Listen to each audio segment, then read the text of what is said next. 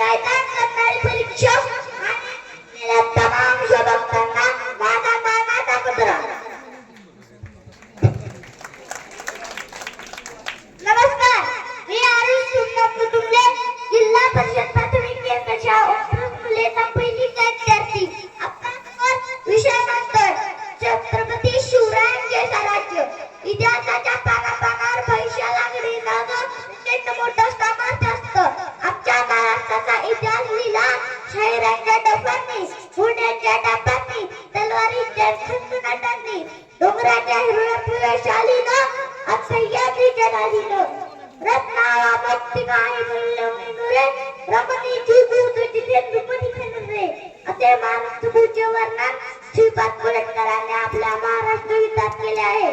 ते म्हणतात की या महाराष्ट्रात वेळ अशा हत्ती जन्माला येतात की ज्यांच्या कार्या जातेच्या पुढे कोट्यवधी मूल्याची रत्ने निष्प्रभ ठरतात. असेच एक नररत्न सह्याद्रीच्या कुशीत शिवनेरी किल्ल्यावर फाल्गुन वद्य तृतीया शके 1551 म्हणजेच 19 फेब्रुवारी 1630 रोजी राजमाता जिजाऊंच्या पोटी जन्माला आलं.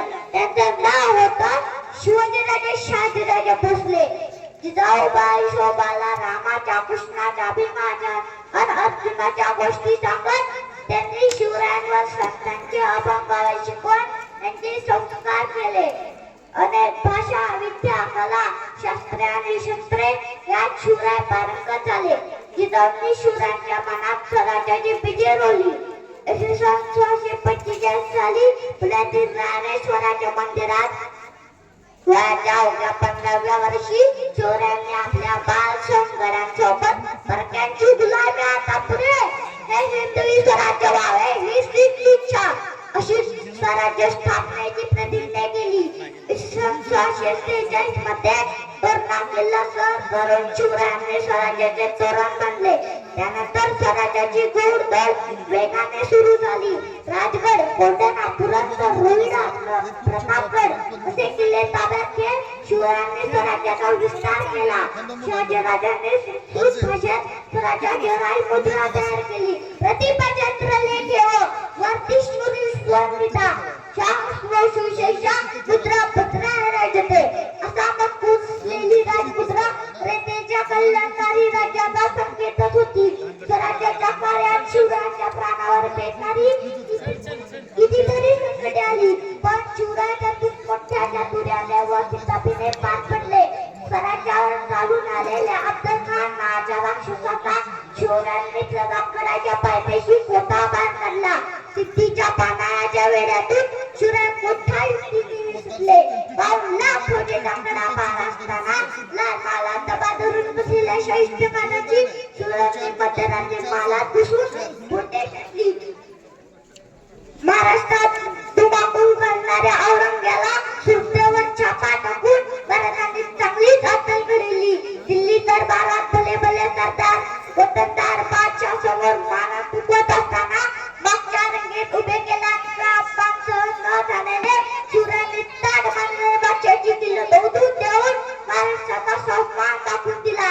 उरातून निघालेला धागा पकडून कोळींच्या प्रमाणे चालते त्याप्रमाणे जखडलेल्या नात्याने चालणारी राजाच्या एका शब्दाखातर जीवाची पर्वा न करता मृत्यूच्या जबड्यात हात घालणारी 18 पगड जाती जमातीची 5 राजांनी जोडली होती. ऐसे कितीतरी मावळे सह्याद्रीच्या डोंगरात शत्रूशी लढता थारात ती पडले. ते मेले म्हणून स्वराज्य जगले. स्वराज्य वाढले.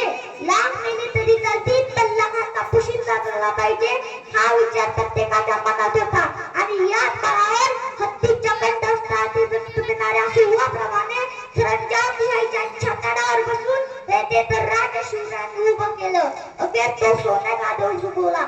6 जून 1674 रोजी रायगडावर शिवरायांचा राज्याभिषेक सोहळा पार पडला. शिवराय छत्रपती झाले. स्वराज्याचा स्वप्न साकार झालं. ते तर राज्य आलं. म्हणूनच म्हणतो पराक्रमाचा गेला सुलतानशाही वाकली. पराक्रमाचा गेला सुलतानशाही वाकली. सह्याद्रीची शिखरी शिवरायांपुढे झुकली. सह्याद्रीची शिखरी शिवरायांपुढे झुकली. छत्रपती शिवराय प्राण्याचे दक्ष राज्य होते. रयतेच्या बाकीच्या देशालाही हात लावता कामा नये अशी सक्त ताकीद त्यांनी आपल्या सैनिकांना दिली होती. महाराज परस्त्रीला माते समान मानत कल्याणच्या सुभेदाराचे सूत लुटीचा नजराणा म्हणून सैनिकांनी राजांना खुश करण्यासाठी त्यांच्या समोर उभी केली असता तिला पाहून अशीच आमची आई असते शूद्र उपवती, आम्ही सुरू झालो असतो म्हणले छत्रपती. एका महिलेशी गैरवर्तन करणारा राजाच्या गुजरकांडाच्या हातात कलम करण्याची कठोर शिक्षा राजाने दिली होती. राजे सहिष्णुते मोहिमेवर असताना त्यांनी कधीही मशिदीचा उपद्रव केला नाही. राज्यात अनेक मुस्लिम बाळांनी राजांना निष्ठेने साथ दिली. म्हणूनच शिवराज्य वर्णन करताना समर्थ रामदास म्हणतात, निष्ठाचा महामेरू खुद जहानचा आदरू अखंडस्थिती चालू श्रीमंत योगी प्रभाजी राशी उलटगती त्याची त्याच्या गुणमत्वाशी तुलना कशी अशा या दोन पुरुषाचे 3 एप्रिल 1680 रोजी वयाच्या 50व्या वर्षी रायगडावर निधन झाले. प्रयाग पूर्ती झाली. जगातील अनेक इतिहासकारांनी शिवराज इतिहास